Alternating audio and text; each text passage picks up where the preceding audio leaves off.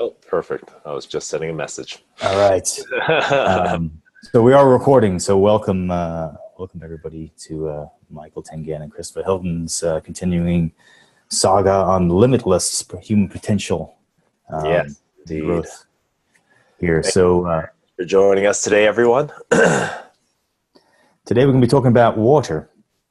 So we are mostly water. There are different percentages you can find out there, but he's saying everything from 90 to 50, whatever. The thing is that you are mostly comprised of water. And we're going to discuss how that influences you and what kind of the history of it and everything is. So how much water do you have in you? A quick little number out here for, we like statistics and stuff. If you put a 1 with 26 zeros behind it, okay, 1 times 10 to the 26th in scientific notation, that is how many molecules of water in the average human body. Okay, so that's a lot of molecules of water. If you to kind of put your head around such a large number, if you were to take a meter stick and 1 times 10 to 26, so that many meter sticks, and line them up end to end, they would go from one side of the known universe to the other side of the known universe. So a meter at a time. A lot of water molecules, and what Mike and I are going to be discussing today is how that influences you and how you can influence it to better yourself. Yep.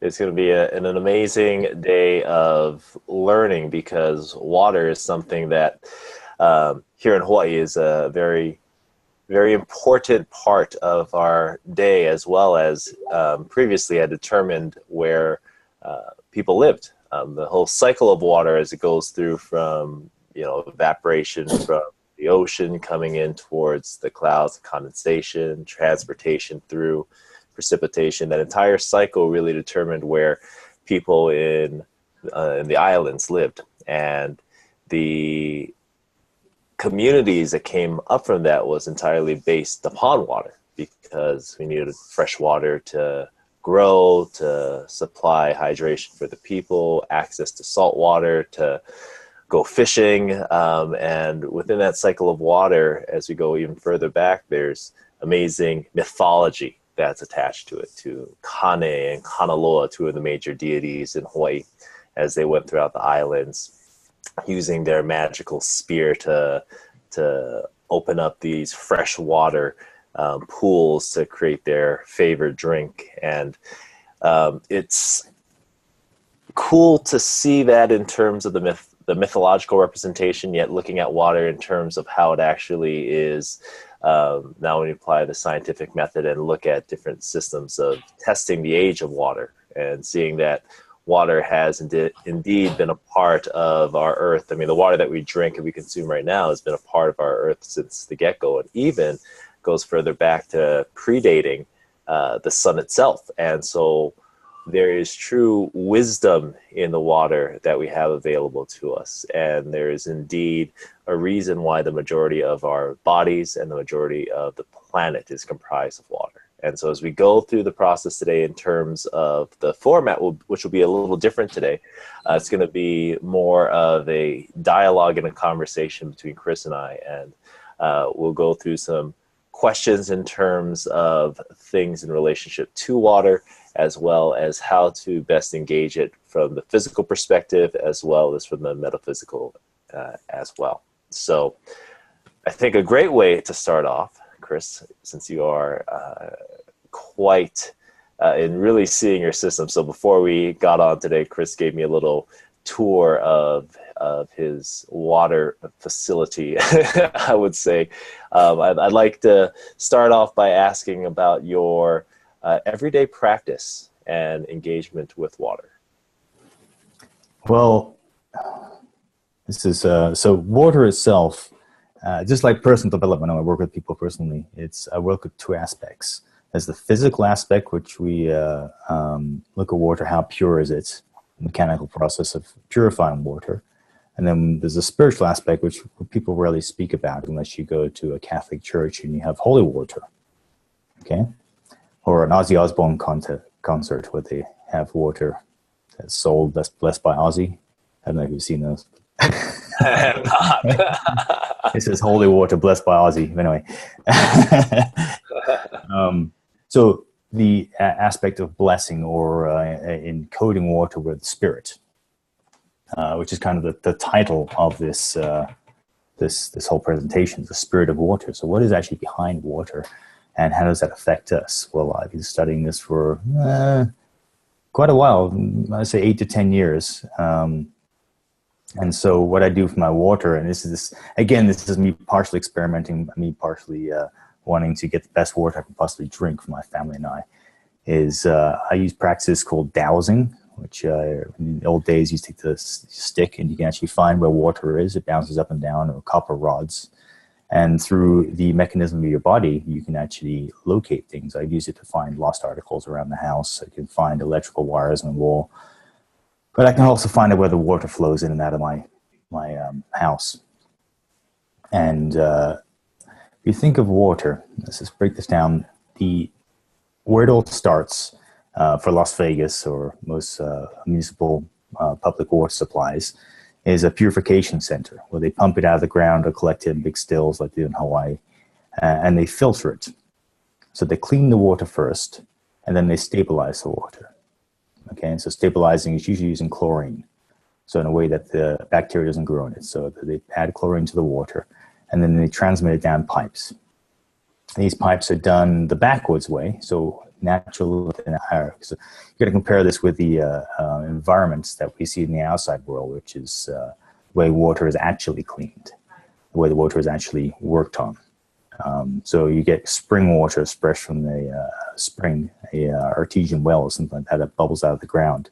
That water is pure and encoded spiritually as well by the earth.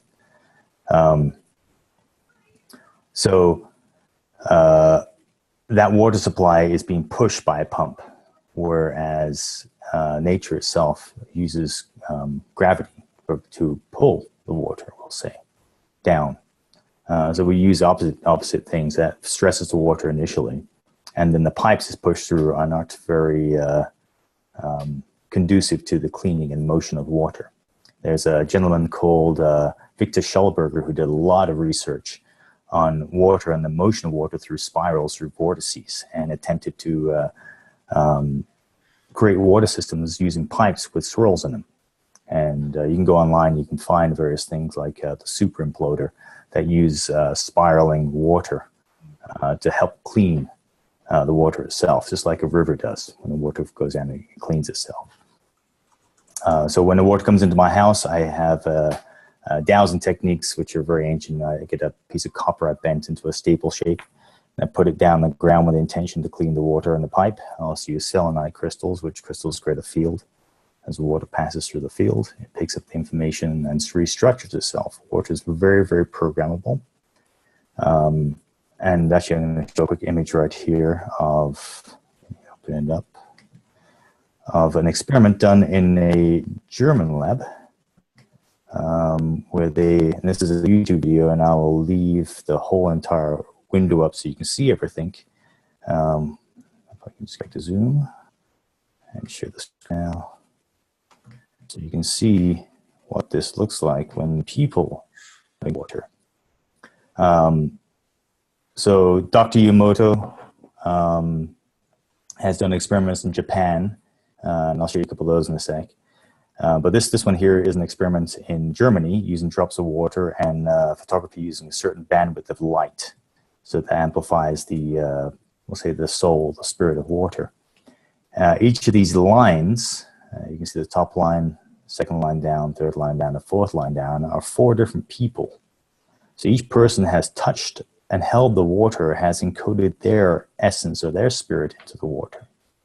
So as this water in a municipal supply travels through the pipes in the ground, as they pass by sewage pipes, pass by electrical wires, pass by, say, a neighbor's house that they're having a fight, or a church, a place of worship, it picks up the information from that area, and then that information is shuttled into your house. So you're drinking these encoded bits of water. And if you look at Yamamoto, if I switch the slide real quick, Yamamoto did this. This is actually off, if you want to learn more about him, you go look at What the Bleep Do We Know? It's a movie that was made about 15 years ago, maybe 20 years, about consciousness and how we affect our environment with consciousness. And so he has taken water and he's frozen it and then taken pictures of it. So these are ice crystals, usually forming the six, the hexagonal, which is the pure form of water, is a hexagonal. We'll talk about crystallized water in the future. That's the formation of water in its energized state that we use to actually create cellular energy inside our body. So you can see things like "I will kill you" is just a disrupted crystal, and Fujiwara, waterfall before prayer, and then after certain prayers have been given to these water crystals, they create a more beautiful picture, and beauty is associated with purity. So all this stuff happens and it comes into my house. What I do is I have first mechanical aspect. I have a giant carbon filter. It's like spans about 4 feet tall. It's I forgot how many gallons it has. Activated carbon to clean it, and then I have a water softener, and then I also have my drinking water reverse osmosis system using reverse osmosis as well as carbon filters to clean the water again. And then that was what comes out the spigot. So that's my mechanical aspect of purification. And the physical aspect of this metaphysical, the spiritual aspect of purification is the dowsing initially, and then the selenites crystals.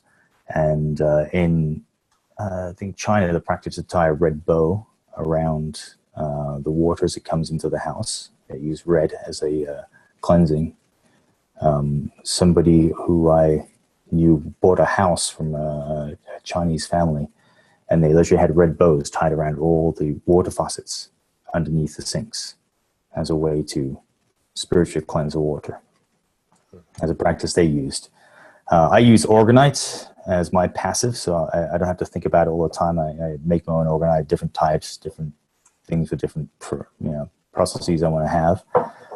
What orgonite is, it's a bunch of crystals stacked together in a resin, and that resin creates a pressure on the crystals, which amplifies its field. It's called the piezoelectric effect. And together as a collective of crystals, they actually spiritually cleanse the environment. Okay, so spiritually, when you look at this stuff, I can show you scientific pictures by labs and everything, but it's something you need to experience. So it's like when you, and Priscilla right now is sitting on the beach, she's having a different experience than me sitting inside my house. It's more spiritual. The fact that she's connected to the ionic air as the water tumbles in front of her on the waves, it's spraying a mist that she's actually inhaling.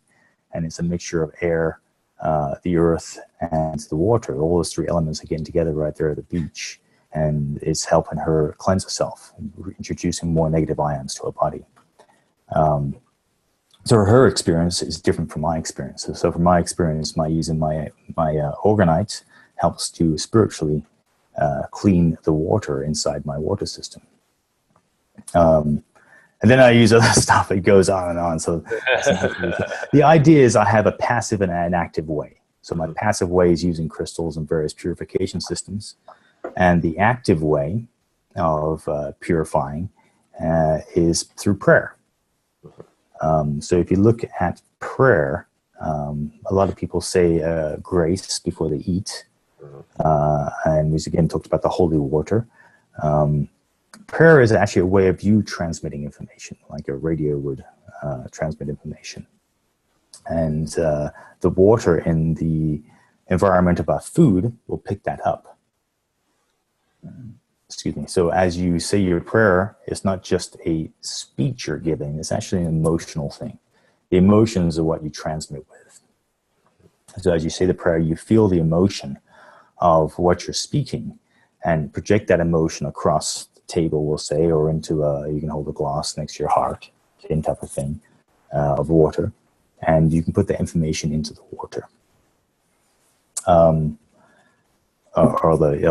Your food is mostly water as well. If you look at plants, all they're doing, we're talking about the solar eclipse coming up, plants are taking in a spectrum. So you've got this whole spectrum of light that comes out of the sun. Plants take a specific spectrum of that, and their water inside vibrates to that.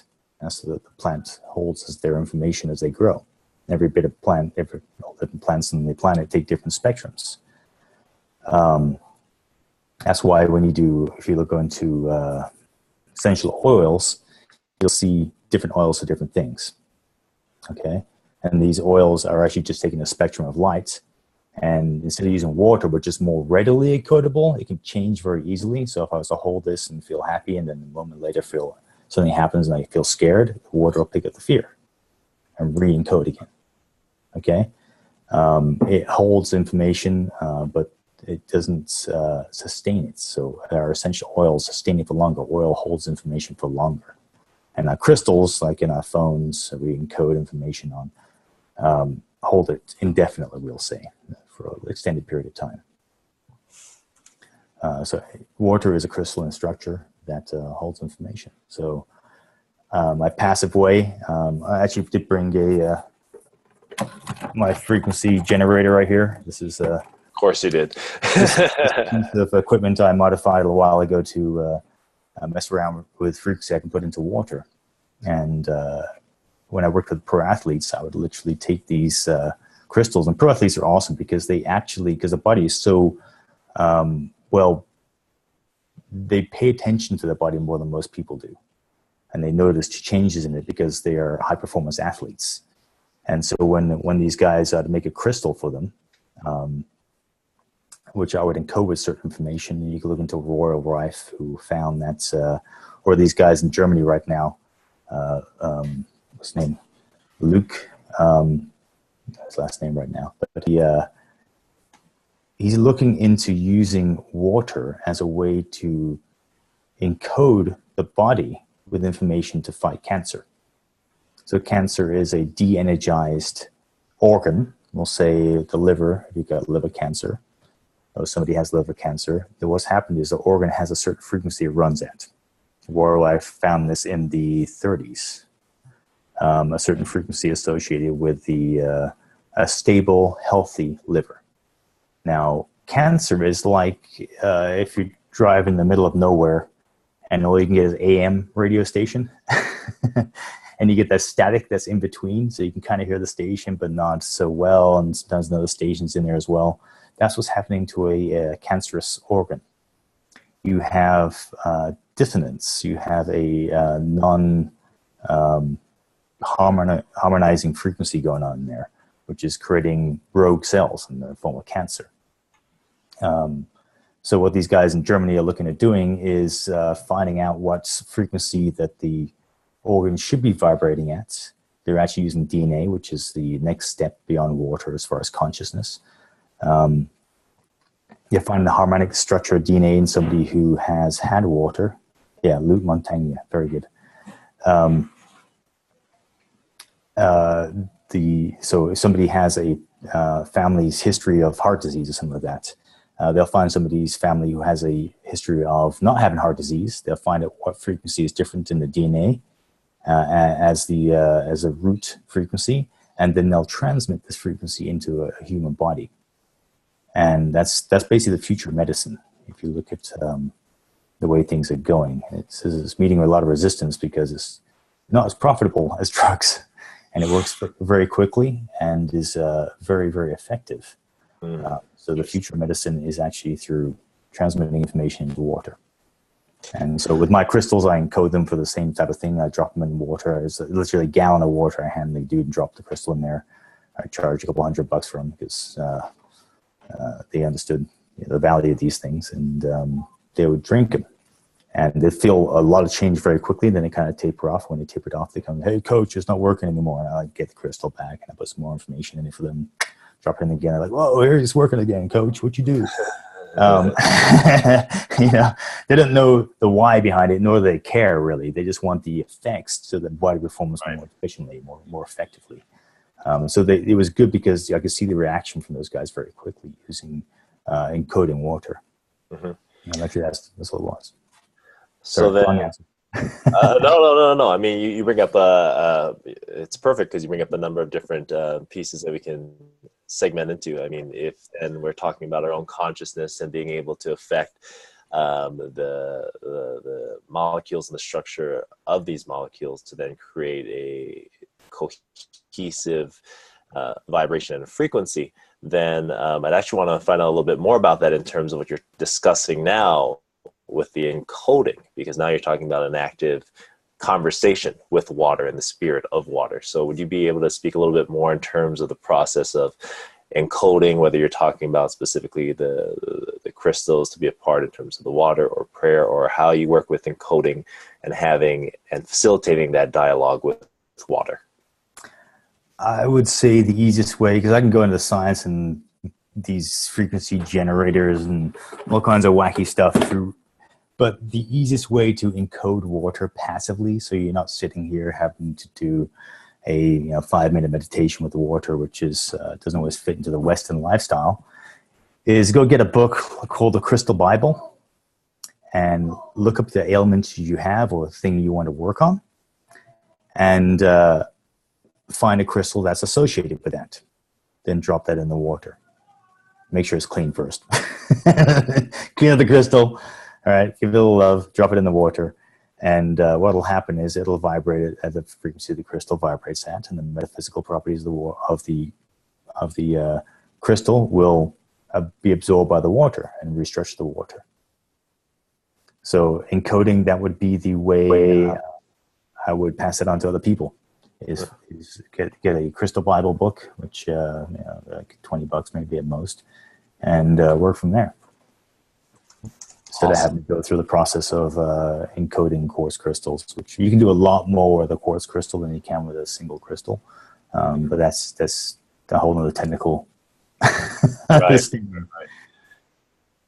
What about then with more so with encoding water? Because you're talking about prayer, for example, and the emotion of that. With the encoding of water, do you have any tips in terms of how to present a prayer to bring that emotion into play, and how to work with the blessing of water? Yes. So you can look in the Bible as far as making holy water. There are things in there that are mentioned. Revelations has some stuff. I find Revelations pretty fascinating about speaking about water and the flow of water.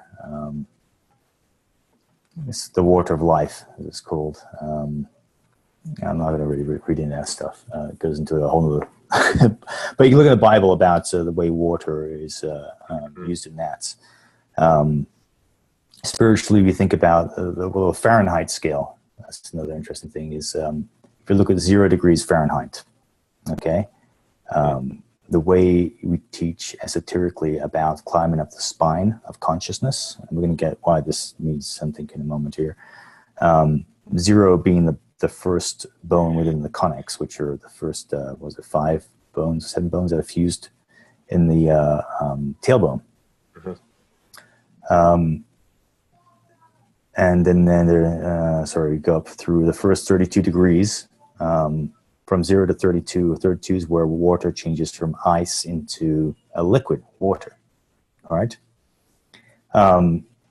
In the teachings of the esoteric teachings of the Masons, let's just use the Masons. There's a lot of different ones that teach this. And so the first 32 levels are that of the rock, okay, in the Bible, the rock that the church is built upon. They are physical. There's not so much spirit associated with it. But on the 33rd level, which there are 33 bones in the spine, so on the 33rd level, when you get to Atlas, the dude holding up the heavens, right, is where you transit into the fluid, the liquid, okay? And the liquid itself is is where things flow. We talked about, hey, we're going to do this webinar in a flow. And it's different. It's not so structured. Hence, we have a whole different crew that showed up for this from our usual group, because the Western world is very structured. It's very metal. It's very, slideshows and briefings and this kind of stuff. Here we're just going through the flow, and we get a whole different group of people show up for this one. So, as you open up along the spine here, there are different energy levels running up and down your spine. So the bottom being the root where you connect to the earth, the top being the heavens where you connect to the spirit. So if you want to encode, if you want to get technical on it, you're going to hold the water in a place where you want to get that information, because your body transmits that information. I usually just go with the heart. So just like when you see pictures of people praying, they have their hands right here. If you do yoga, some people put in their forehead, do certain things. That's the third eye. So you're taking information down the antenna of the hand, projecting it through the holes and between your thumbs right here into your body. That's kind of what that structure is designed to do. So they use it like that. So I usually just hold it by the heart and just say something that makes me feel love. And that's what restructures the water into crystalline structure and encodes it. So it'll be different, personalized for each person, but either thinking of an image of a childhood, a teddy bear, or a place you love being, or a person you love. I use my children and my wife to create that emotion within me. And then I hold that emotion within me. I don't necessarily always use words, and then just hold the water. And there'll be a place where you feel it kind of, as you get more and more practice, you feel the water kind of soak it up. And then it's ready to go. And when you're doing that, you're not only doing it with the cup or the glass that you're holding, you're actually doing it with your whole body. Mm-hmm. So, and if you look at Japanese tea ceremonies, a lot of that is based upon putting information to the tea and sharing the tea with the other person. So if you watch, was it Karate Kid years ago when they did the tea ceremony? Right. Yeah, I'm sure there's plenty of stuff on the internet about that as well. So that's what that's about, is sharing who you are with somebody else, not just physically, but also spiritually through the water, the tea. Mm-hmm. So there's a lot of ceremonies in Hawaiian culture as well. The Ava ceremony, which is kava kava, a root basically ground down into a powder and then mixed with fresh water, and then much with the blessings that would happen before food. Then there's usually a chant that's going to be presented, and that chant is then presented by all of the participants in a circle, and then infusing not merely, like you said, the water itself that's going to be partaken by all of the participants, yet also of all the participants as well, to get into that place of harmony, to get in a place of coherence, and to create essentially that context for the actual, whatever the meaning of the ceremony is. Yet it's amazing to see that, because like you're saying, in Japanese culture and Hawaiian culture and other cultures as well, there's that comprehension of how vibration, how emotion can positively and negatively affect the state of the water. Yet to consciously decide to engage in that, and from that standpoint, is something that ultimately will really support each and every one of us, definitely, and also ideally those around us as well. One of the things that comes up, which is related to and yet a little off that topic yet, since we're talking about water and we're talking about the positive and the negative effects of water, one of the things that continues to come up is the topic of fluoride. And I'd like to take this as an opportunity to go through the process of demystifying that with you and present the question of what is up with fluoride. All right, fluoride. So conspiracy theories, I have learned not to get involved in because they're a source of fear. And there was not really enough information out there to debunk or support fluoride being good or bad, because it's just so tumbled around in there. So a lot of people say it's bad, and a lot of people say it's good for the teeth and these types of things. But understand fluoride, there's a soluble type of fluoride that is in plants. It's called calcium fluoride. That fluoride, our body, as long as it's a small, like very, very small parts per million, 0.007, I think is what the body takes for that, parts per million, and uses, we're fine with that. It's not poisonous. The issue with our drinking water, we're not using calcium fluoride, we're using sodium fluoride or fluoridic acid. Acids we know are not so good for us. They're the things that when you drink Coke, they're the things that bring your body down in frequency. We talked about lower frequencies being, dissonance, static within your organs. Those are things that create sickness. disease. So fluoric acid is not good for our body, basically. So using the mechanical filter to take that out is better for you. Now, Michael Tengen actually has a lamp which uses light to encode the water in the human body. So you sit with this lamp on your head, and what that does, it reverses the process of what sodium fluoride has done to people as far as calcifying the pineal gland. So the pineal gland is in the Bible is represented by Christ being the third eye. The electromagnetic gravitational waves, which we call electromagnetic waves, which are the cross, right? So you got electrical and magnetic waves traveling together. It would go polarized if you go into the way satellites communicate, polarized energy, polarized light if you have sunglasses. So you got Christ is crucified between two thieves, and so we're kind of going out there right now. But the pineal gland is the big cross, which is Christ, and the two crosses on the side represent positive and negative. So the spiritual aspect of you, the pineal gland, is being calcified through the use of fluoride, of the sodium fluoride type. So that reduces your ability to use that part of the endocrine system. And we all know endocrines are where your hormones are developed, as well as so the endocrine is interesting because it's a physical as well as spiritual system inside your body. So it holds what we call the primary chakra system is used, but the chakra system is it's like streets. You have highways, okay. You have main streets, and then you have your residential streets, and then you have your dead ends, okay. So as it steps down, your main big chakra system is your highway flowing in and out of the city, and then you have your smaller systems that run out through your organs. That's your main streets, and then you got your residential streets just run out to your hands and everything, we'll say. And so your chakra system is actually much more developed than people see as just a strand that runs up and down your spine. That's just the highway, okay? So the fluoride itself is jamming up the highways, creating a speed bump in there. Mm.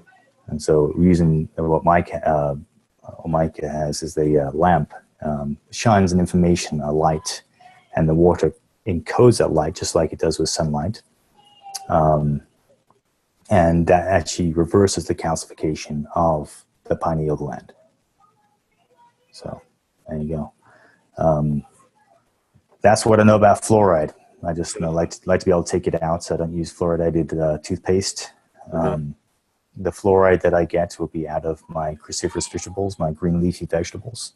Mm-hmm. And if you look at, you can go on the internet as well and look at people who have used, who are what are they called? People who are more natural. I'm trying to think of a name for.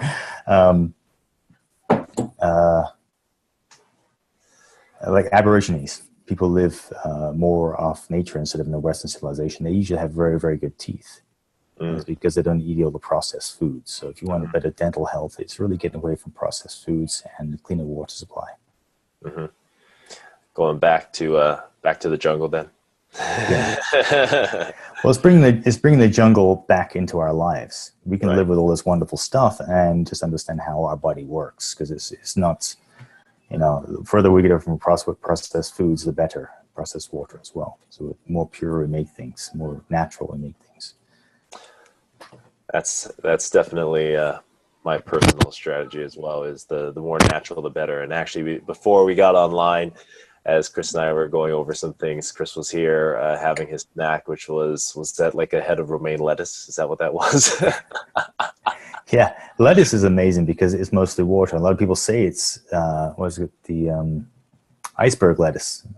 Yeah, that's non-nutritional. I'm like, it's full of water.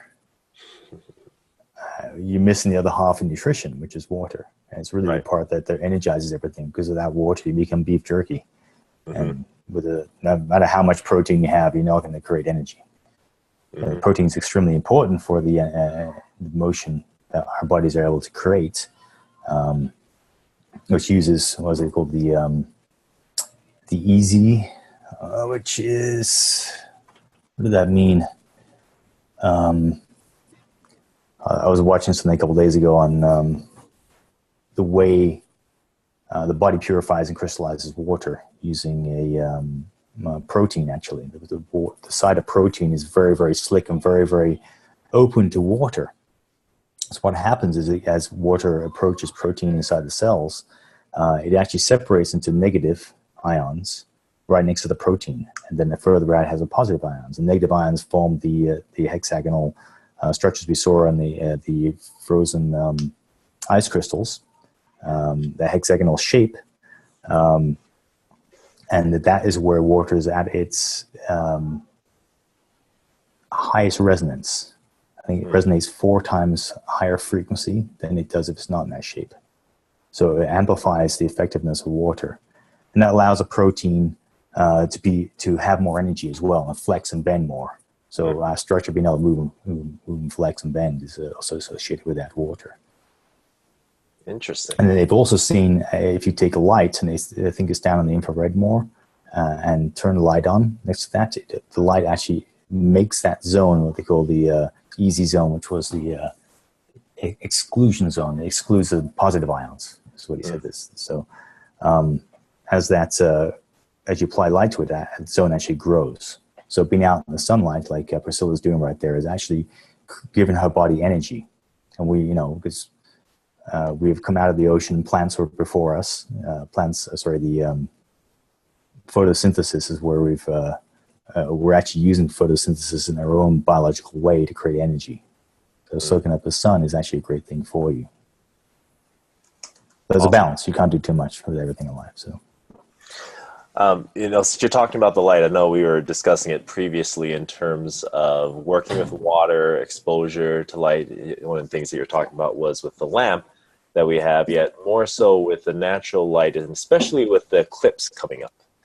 Do you have anything in terms of tips or suggestions in terms of working with water and light, sunlight specifically, or other lights in general? Yeah, so this is actually a really fun thing. You can go on to the internet and find a calendar, or a calendar, but times of the day when certain frequencies of light are transmitted from the sun, infrared being the morning, ultraviolet being at night. And you can go outside with a vessel of water, clear vessel, and put it out during that hour where it's good for the liver, we'll say. Let's focus on the liver today for being happy emotions. And leave it outside for that 20 minutes. And what it'll do, it'll harmonize the light in the sun. And then pour it into a closed container, like a stainless drinking bottle. And that will hold that information. The water has now been encoded by the sun. So those of you like Chase who are going to go experience the eclipse that's coming up, you can actually take water in a clear vessel, put it outside where the eclipse is, the ring has been formed, the one ring to rule them all, the Lord of the Rings out there, and the moon is in front of the sun, creating that ring.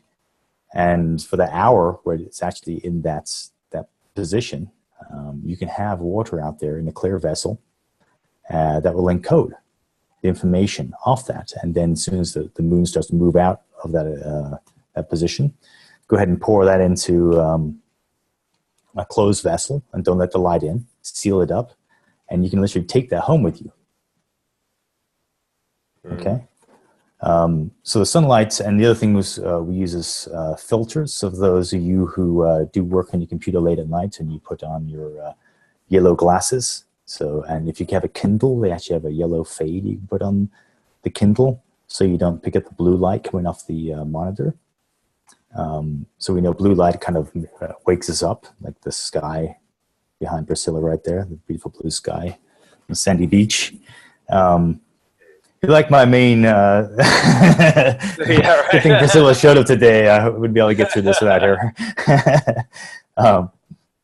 The blue sky wakes us up. And the same with our liquid crystal displays. They produce more blue than the other colors, and they keep us up at night. So you actually have filtered sunglasses that you can go buy to to introduce those frequencies as well. That's not so much water. There are people who sell water vessels as well that have certain. So if I had got a class that was red, it would be working with our more root chakra stuff, money and food and survival type of things is what it would help with. And if I had a blue one, it'd be more of my throat chakra, which would be my communication, relationships type of thing. With others. So. Interesting. Awesome. So thank you for that in terms of the relationship of light and water. I know that with when we're talking now about certain infusions, are there other things in terms of additives, like whether you're talking about certain metals or minerals that you would recommend in terms of also fortifying that water for any specific purposes or intentions? So you talk about like using vitamins, vitamin water, those type of things? More so like salt or different things that are more readily available to us in our everyday life. Oh, my favorite salt is here we go, Himalayan sea salt. So that's Himalayan sea salt crystal lamp right there. Yeah. But about that's almost be eight years ago, I bought a 25-pound bag of Himalayan sea salt for pennies on what it costs nowadays. It was very popular back then. But I still have about 3 or 4 pounds of this stuff. And that is not just, doesn't have, first of all, Himalayan sea salts is kind of a oxymoron because the Himalayas are mountains and there's nowhere near a sea right now. Well, 350 million years ago, it was the mines of getting the salt out of the mountains was an ocean back then. And so we may not know the state of what the Earth was in back then, but I assume it had a little less pollution than it does now. And the salt crystals that are being formed are true cubic salt crystals. If you look at the regular iodized table salt, they're not. It's like looking at the Dachi Emoto's crystals, ice crystals, are the ones that were deformed. And our normal table salt is deformed, if you look at the crystals. Where Himalayan sea salt is actually a very nice cubic crystal. And if you grow them yourself, they actually make cubes, large cubes. It's pretty cool looking. So another thing is it's mineralized. It has, if you look at the breakdown, like the biology of the crystal, what's in it, it actually has more iodine in it than iodized table salt. It's one of the first questions people ask me, like, well, how am I going to get my iodine? Well, actually, Himalayan sea salt has more iodine than table salt. And it has a list of like 100 different other very, very, very small parts per million, but just everything from like silver, gold, copper, manganese, zinc, all these things are included in there. So you get your metals as well as your vitamins and minerals out of Himalayan sea salt. I usually just throw a little pinch occasionally in my water. And it also alkalizes the water, makes it feel a little slicker. So I like the taste as well, and the kids like it. So a little pinch of sea salt in there. And again, that's also electrifying the water as well. So it's making it a conductor for electricity. So Awesome. Well, it's looking as if we're getting close to the end of an hour, so I'd like to transition now in case anyone has questions. Any questions that those who are here today, everyone, thank you again for joining us, that you may have in terms of questions concerning water, whether we're talking about the more metaphysical aspect in terms of the spirit of water or more day-to-day happenings that you have questions upon. If you have any questions, by all means, the lines are open. What's up, Chase? Hey, I see it. I see it brewing. I see it brewing. I'll ask something. Yeah, I mean, I was thinking about the vibration aspect of frequency and how the music that was done by the doctor that figured out, it forms certain crystals to certain types of music. I'm willing to bet that our vibration inside our unconscious mind and how we feel inside of our heart also resonates all throughout the percentage of water that we have in our body at any given moment. So like if you keep your vibration at a high level, then that's going to also equate into the H2O that's in your cells. And you're going to feel that at probably a DNA level. So I love what you did. This is great. And it keeps us always in tune with that. So like, I'm going to do everything I can to keep my vibration as high as possible so that the water that is in my body has the right crystalline type of formations rather than a negative, because you saw what it looked like. If you say, I hate you, you saw what it looks like. And that's what ends up creating disease. So I just wanted to say thanks for showing us that. And it's really important. Yeah, no problem. And again, there's the pictures of the crystals. So you can see I will kill you is a chaotic crystal, whereas you see thank you next to it is a very well formed, beautiful crystal. Mm-hmm. Yeah, I would rather have the other crystals in my body than So, I mean, it has to be like this because vibration is what caused those to happen. I mean, the water heard the vibration of the music. So our thoughts are vibrations as well. And how we speak to each other and what we say and what we subject ourselves to is also something that's either going to raise your vibration or lower it. So I think that these crystals form inside our bodies too. And the more we stay in state of a higher vibration or frequency, the more it's going to look like those that you want inside your body rather than the other one. Yeah. Absolutely. I think that brings up a really great point too, in terms of, being aware of our thoughts in each and every moment, because it doesn't take very long. It's something like 9 seconds to spiral into a negative thought pattern. And so if we are always conscious in the moment, as Michael Singer in The Untethered Soul talks about, that voice that's always never present. When we actually become to a place where we're not necessarily engaging that voice or allowing that voice to take hold, then we actually we're able to maintain more of a neutral state or shift more into the positive. And that's a huge impact in terms of then what our body holds in that vibration and the frequency that we're able to keep.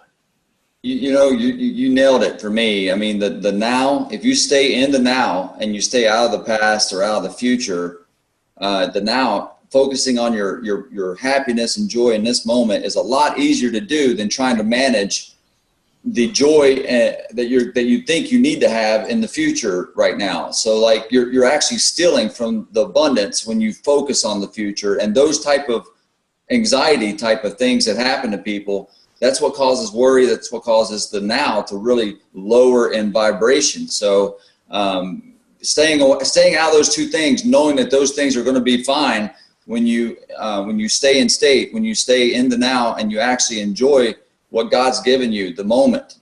I mean, that's it. That's where it's at, and that's what raises the frequency. So if you can figure out how to stay in that state at all times, knowing that you are enjoying the moment at all times and your vibration's high because you're living the life that God wants you to live, then that's what I found to keep my vibration high and stay out of that future stuff and stay out of that past stuff, because deal with it when you need to through meditation. But for the most part, I don't stay in it. I stay in the now, like you say, because that's where it's at. So the interesting thing about your body is once you bring your vibration up, water it holds the information for a specific amount of time. So you have this ability to look at something, we'll say bad, and stay where you are in the state, because water will take a few moments to change. So you can, you're right, in the now, everything flows much more easily, and water is all about flow, all about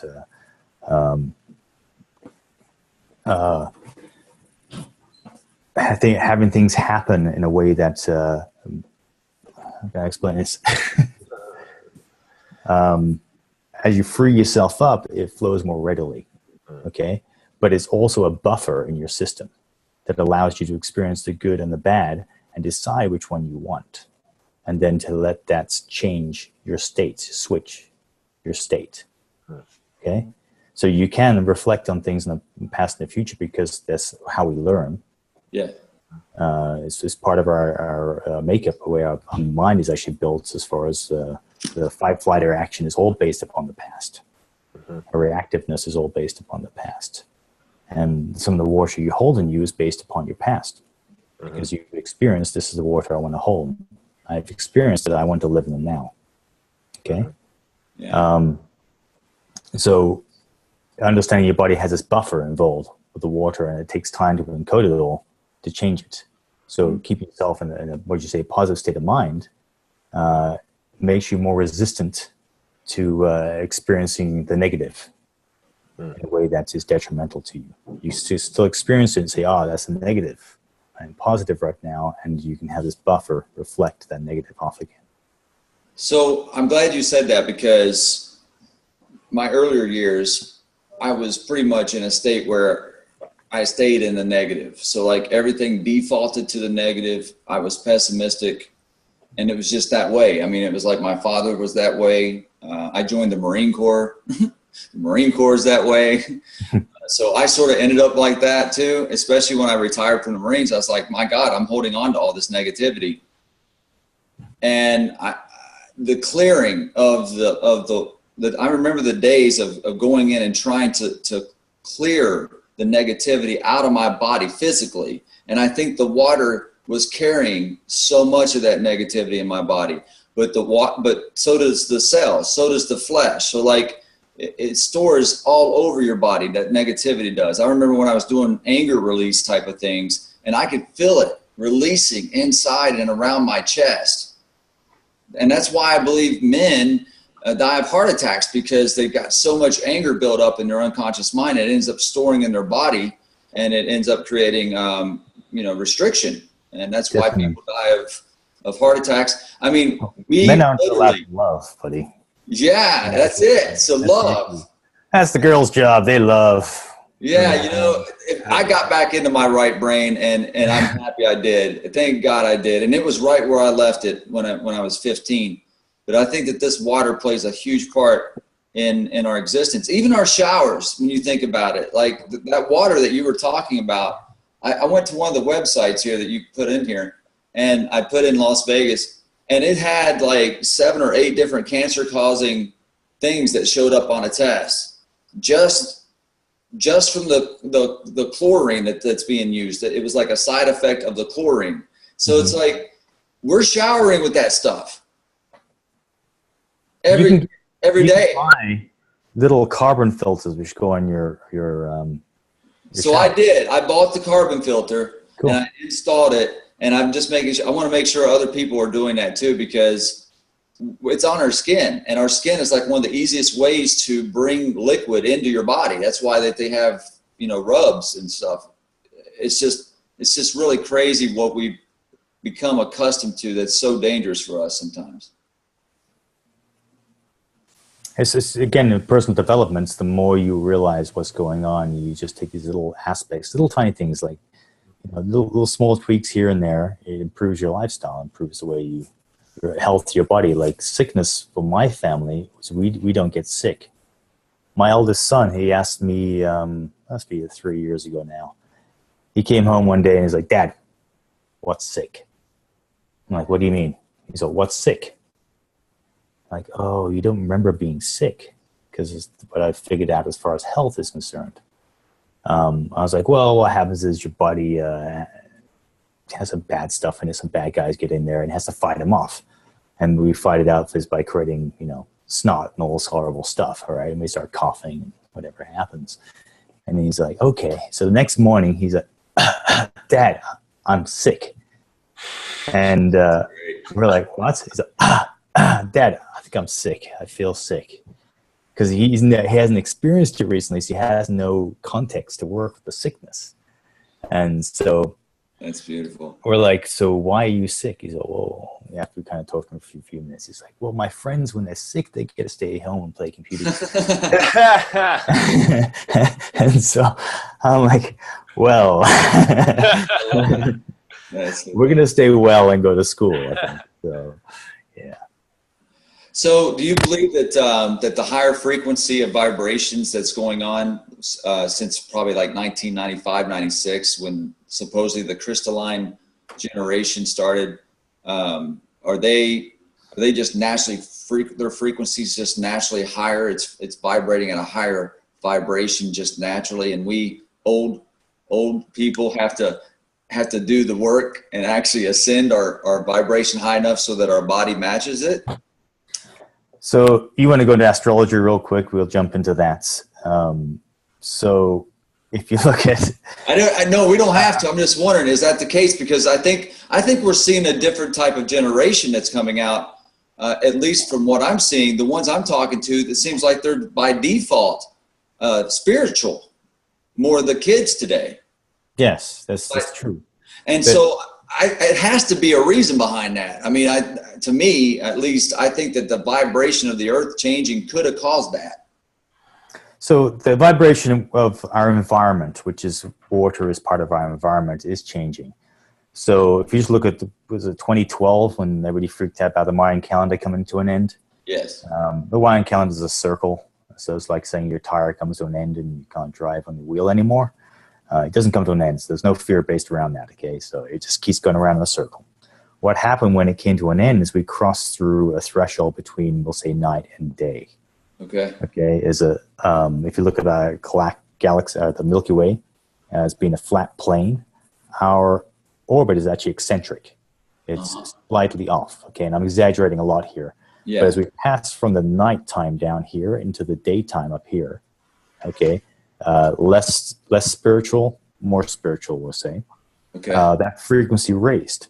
Okay, so we're going through this ion stream right now as they're floating through the middle of the disk that is the center of Milky Way.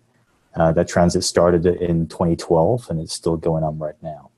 And as we pass through that, the frequencies on the Earth are rising. So we look at the Schumann cavity resonance, which is between the crust of the Earth and our ionosphere, there where our weather exists.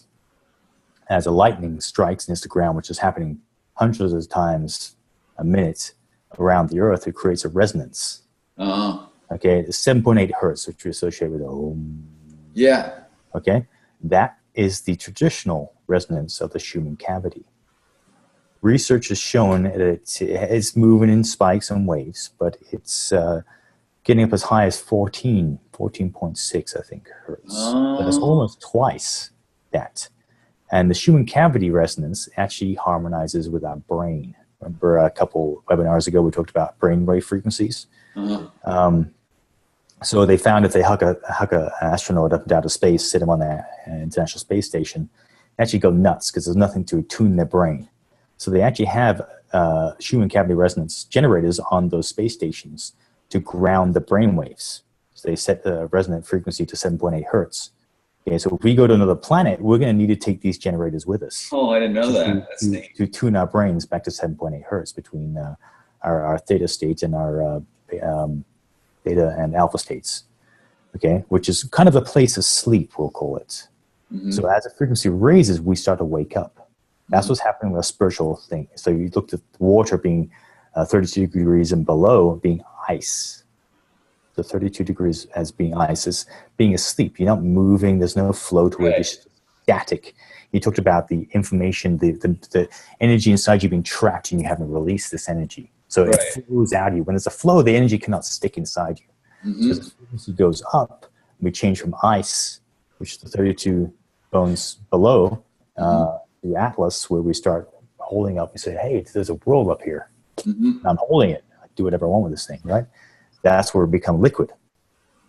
Okay? So as we're moving out this sleep state, as our brainwaves are kind of going up and down, resonating with the Schumann cavity resonance of the planet Earth, we start to wake up and see, hey, there's this spiritual thing. If you look at the amount of people who are going out camping now, it's very difficult to find camping sites these days. People are going out camping much more. The mountain right next to where my parents live, McCall's Mountain, is just a constant stream of people walking up and down that thing. Before, there wasn't many people hiking. At nighttime, people hike up there now. We were the only family ever ventured up there at night. My dad was way ahead of the game on that one. So the whole consciousness. You look at health, the way people are starting to buy foods that are organic. They're starting to push away from McDonald's and go into still fast food type of things, but they're actually non-processed, vegan, all these kinds of different things put behind it. Mm-hmm. And understand those words like kosher and vegan are just physical aspects. There's no spirit behind them because they haven't got to that yet.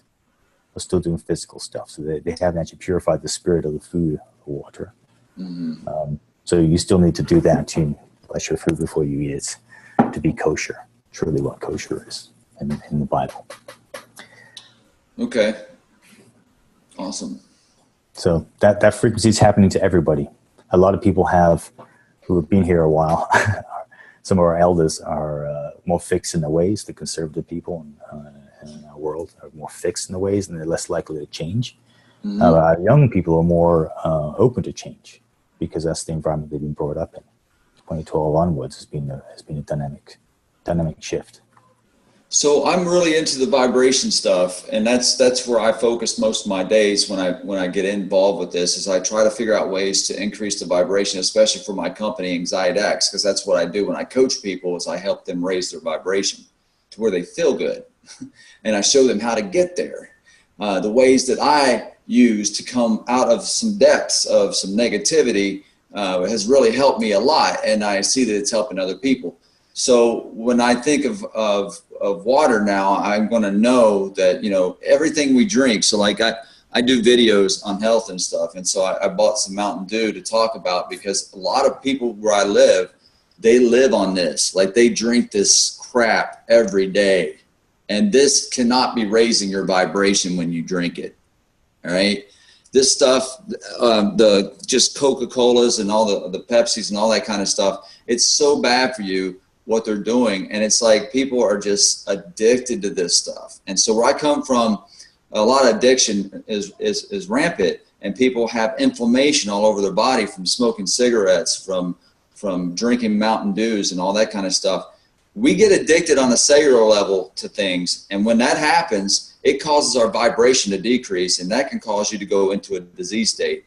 So it really boils down to putting it all together and seeing that what you put in your body and what you subject yourself to is so important, especially in today's environment. Yeah. So if you think about your Cokes and stuff, if you drink one of those Mountain Dews, it takes 12 times the amount of water you just drunk to neutralize this acidity that you just created in your body. So one 12-ounce Coke will take 12 times 144 ounces of water to neutralize the acidic environment you just created. And one of my deployments in Balad, which is just north of Baghdad in Iraq, I hung out with a couple of doctors there. And one of the doctors was he dealt with the urinary tract and reproductive system. Was what he loved doing. And he said the main problem with the people coming here is that everything's free. All the food, all the drink. So now all the kids drink Mountain Dew or Coke or whatever, processed drink that they like that's super high in sugars. And what it does, it creates stagnation in the kidneys we call kidney stones. So kidneys are the places where you have your vitality, your energy, your ability to make money. It's all driven out of the kidneys. Okay, so now you've taken the spiritual aspect of these organs and made them solid, so they can no longer move and they no longer be dynamic. So the body is trying to get rid of these massive kidney stones to get it out so it can survive. But those drinks create kidney stones. It's so odd that you mentioned that. When I started the vibration process in my body, I released 3 kidney stones, and I'd never been a kidney stone person ever. And this was just 2014 or 15, right when I started doing all the things to raise my vibration to feel better. It oddly enough caused something to happen in my kidneys, and I actually had 3 stones pass. So it's really weird that you mentioned this. It's I think everything's all connected. Everything works together, like you said. So energy is all throughout our bodies and our chakra systems, like you talked about. And I like how you explained the major chakras and how there's other chakras that go off of that. And I think that that's something I didn't really understand for a long time. And that's really needed to understand, because those are also energy areas too, off to the center of your body. I'm feeling them lighting up now lately. So like I can actually feel different chakras opening, at least in my experience. And they are all over your body. So. Yeah, and that's the thing about, we have this thing called science, which is the bell curve of the average. But the thing right now that's happening, like when I was working with pro athletes, you have this thing called outliers. You can't give the pro athletes Tylenol because it destroys the nervous system that they've worked for the last few months to develop. It's catabolic. It actually destroys the nervous endings. So they're trying to make a high-performance muscle that is very, very precise. Now you can feed them Tylenol. It reduces the precision of the muscle because the nervous system's damaged by the destructive nature of the drug. So you have to give them natural things. Now I was talking to a Olympic coach from San Diego about this, and he was saying, "Yeah, we don't do any pharmaceutical drugs unless we're doing damage control, like somebody's literally broken a bone and crazy like that. Then we're more like we're rebuilding the person. But if they're a peak performance athletes, we're using for inflammation, reducing inflammation and the pain after working out or whatever." Was vitamin C, and it was a corn-based vitamin C, which allows your body a much, much higher percentage of absorption. There are only 2 products on the market like that. What was the other one? Turmeric, and then omega-3 fatty acids, essentially, the oils, and 9s, so 3s and 9s. Those are the things they use to reduce inflammation. So if you can add that to your bucket of tricks there. Yeah, I love the things you just mentioned. Those are really staples of when I started transitioning away from that inflammation. We don't realize how much inflammation is in our bodies. At least I didn't. I don't know if everybody's that way, but when I thought I was in good health. I was in the Marines. That we had to stay in shape enough to run a physical fitness test, which is 3 miles, and most people have a challenge with it if you haven't been working out. Like you actually have to maintain some sort of physical capability being a Marine. And as I aged, I realized it was harder and harder to do that. But it wasn't that I was aging; it was that my inflammation level was going up throughout my body. I had actually had over 50 pounds of inflammation and fat that had built up all over my body from neglect of my spirituality. Yeah, that's what I believe totally. Because once I got in my vibration and raised my spirituality level, all that stuff went away. Yeah, all that negativity went away. You look at fat; it's a way of holding information away from your body. It pushes. You said, "I'm not going to deal with this right now. I'm going to put it over here." And that's kind of what the body does. And as people develop, if you look at most yogis, people that are very spiritually developed, they're not usually overweight. No, you're right. You're right. And so that's what I've been noticing with Anxiety X, because my product, one of the 3 of the ingredients, one of the blends in it is built to help decalcify the pineal gland. And then one of the other blends is for the adrenal glands. And so I know this challenge that goes on with people with stress and anxiety. And so that's exactly what I'm doing with them, with not only the product, but with also the coaching that I do, is to raise their frequency, to get their vibration high again, because they're so low in vibration. It's causing them to continue to look for external stimulation to release that dopamine inside their brain to feel again, because they put themselves in a state of such low frequency that they don't even feel half of the time. At least that's what happened to me. And when I started raising my vibration through things like herbs, like you're talking about, through meditation and prayer and faith, all that stuff came into play. My life changed. Like I felt like I wanted to be engaging with other people again. I wanted to be a part of humanity again. I mean, I gotten to the point where I just didn't want to even see anybody ever again. I didn't even want to be a part of humanity. That's how far left brain I got. So that's a big deal for a lot of military people. And that's what I'm trying to work with those specific clients, since I've gotten all this information. But the physical aspect definitely plays such a huge part in it. So community is very important because water itself is a community. You think about the bonds we have. There's two different bonds going on in water. We have the covalent bond between hydrogen and oxygen, where they're sharing electrons. Oxygen kind of takes a little more than the hydrogens do. It creates a it's called the hydrogen bond, which is a polarized bond. And so water itself is the covalent bond being a very permanent bond, whereas the hydrogen bond's more kind of just a handshake. It's like, hey, how you doing? How you doing? Water joins with certain waters for certain times and splits up and does other things. And so I want to recognize, I'm still getting used to the program here. Priscilla, you have your hand up. Do you have a question? Are you still there? Because you have the ability to put your hand up and that's cool. Hi, yeah. Can you hear me? Yes, go ahead. Sorry, I'm driving. That's okay. So, I had a few questions, but now I have a lot of questions. All right. Yeah, so I guess one of my questions is, how do you, like, I use a lot of quartz crystals, but what do you do to cleanse your crystals? And how do you energize it? So you're cleansing your crystals. If you go online, there are many different things. It's a ceremony that brings your intention into it. So some people wash them. Some people put them in a singing bowl and hit them with a certain frequency to clear them.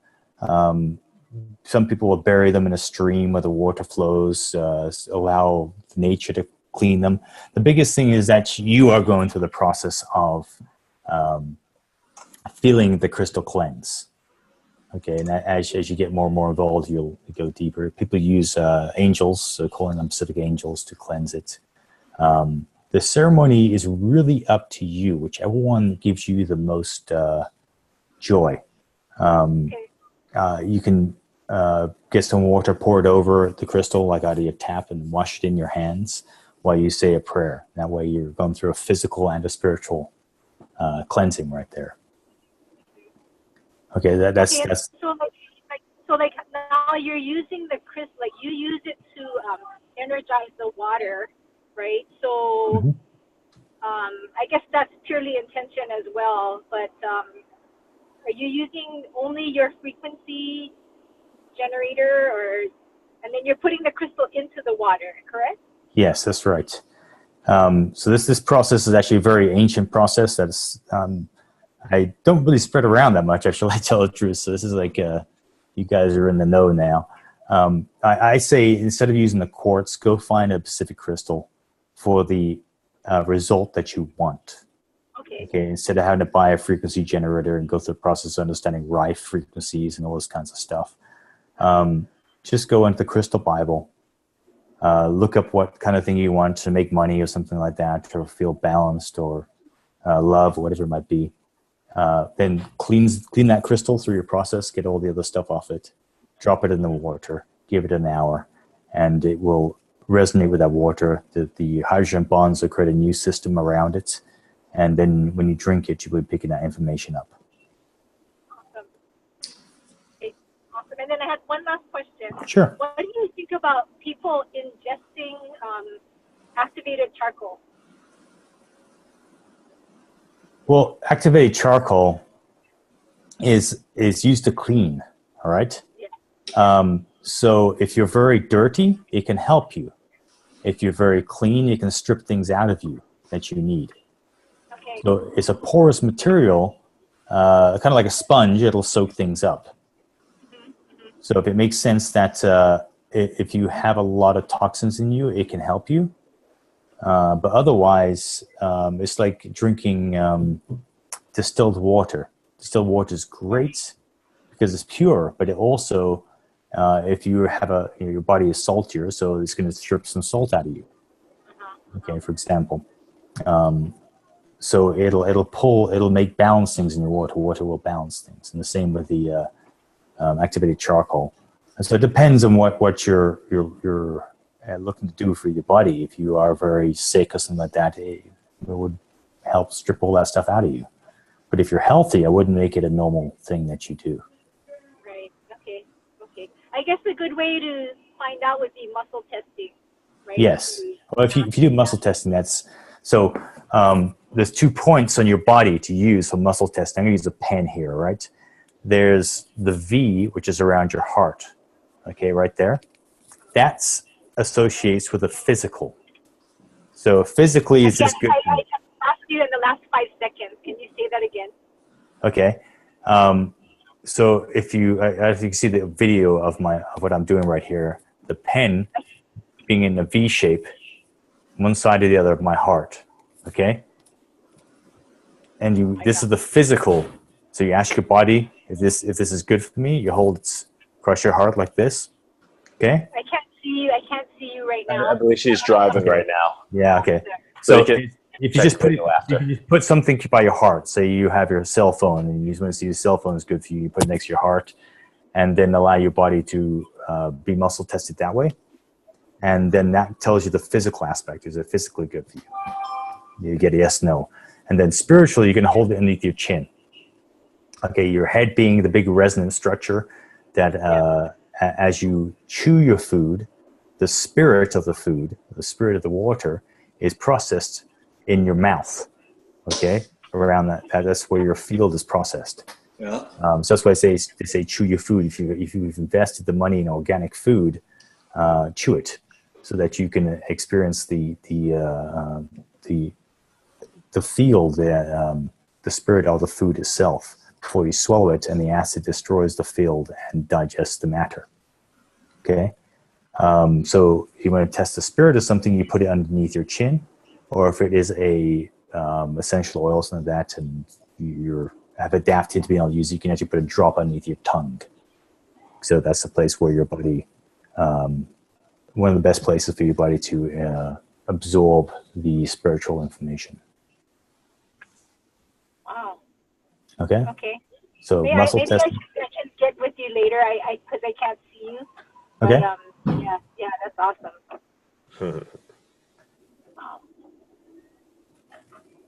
We are. I wanted just say one more thing too. So I have this pendant that I got from Michael, the E-Force pendant that I guess absorbs like electromagnetic frequencies and stuff like that. So anyway, Michael, just a plug for you. I've been wearing it for the last 2 months and I love it. So Awesome. yeah, that's it. Thank you guys. Can you talk more about that, Michael? Because I'm on the website that you put out there, and I see the light thing that looks like a Merkaba, I guess. Yeah.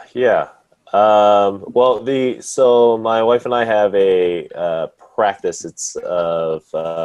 It's a meditation practice and spiritual consultancy. And so what we utilize are different tools and resources to essentially, quote unquote, resource. And so one of them is the Pandora Star lamp. And so we utilize that, and essentially what it does is it guides the brain down into a relaxed state while simultaneously stimulating the pineal gland, so that it then releases our own inner DMT, then facilitates a conversation within ourselves, with essentially ourself. And so that is an aspect of it. The pendant that Priscilla was talking about is another piece to then be able to ground and then create from that experience an intention to then be able to act in our physical reality. Neat. It is pretty cool stuff. It's pretty cool. Yeah. Stuff. You wrap it all in a frame of ritual and ceremony with some of the things that I study in terms of the occult sciences, and so it's a pretty awesome experience overall. And so it was actually a really great learning opportunity, as Chris and I were talking about it specifically in relationship to water and being able to then engage it from that perspective, because that's something I hadn't really thought about before. And so being able to shift my own perception in something that I've been working with into a very different attribute that I haven't even really even considered. So it's been an amazing experience in and of itself, and then really took a very different twist in this last week as we had that conversation. Yeah, absolutely. I would love to try your stuff and see what it's like.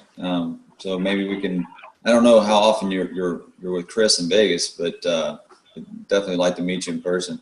Absolutely. Well, I mean, with everything we've been talking about, and we were actually just talking about this the other day in terms of meetups, I think Vegas will probably be a time that we'll have to make that happen sooner than later. Yeah, absolutely. It seems like everybody's coming here to where, you know, the aliens came here all the time. You know, they talk about them, so Yeah, right. everybody meets anyway, and it's the ninth island. So Exactly right. I remember people talking about that when I lived on Waikiki. It's like, I'm flying to the ninth island. I'm like, where's that at? It's Las Vegas. Oh, it's like, oh, okay. Yeah, Vegas is a popular place to Hawaiians.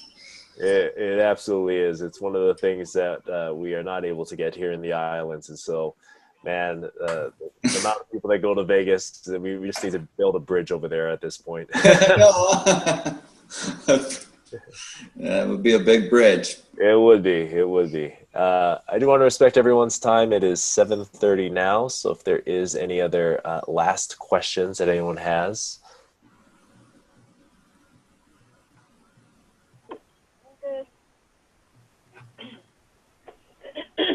Okay, Chris, anything else in terms of wrapping up for our webinar today?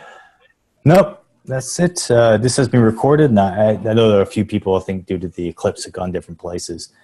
So I'd like to thank you for listening to this as well. And if you have any questions, you can contact Michael or myself on Facebook, and we will get back to you as quickly as we can, or Messenger as well. So we're both on IM. Yep, absolutely. And we're going to be posting some things in terms of follow-up to all of this on the Facebook page. So if you have any other questions in relationship, then please reach out. Otherwise, mahalo nui loa for joining us today. Thank you for being a part of this experience. And thank you, Chris, for sharing your wisdom with all of us today. Well, you too, Mike. Thank you very much. All right. Take care, everybody. All righty. Take care, everyone. We'll see you in 2 weeks.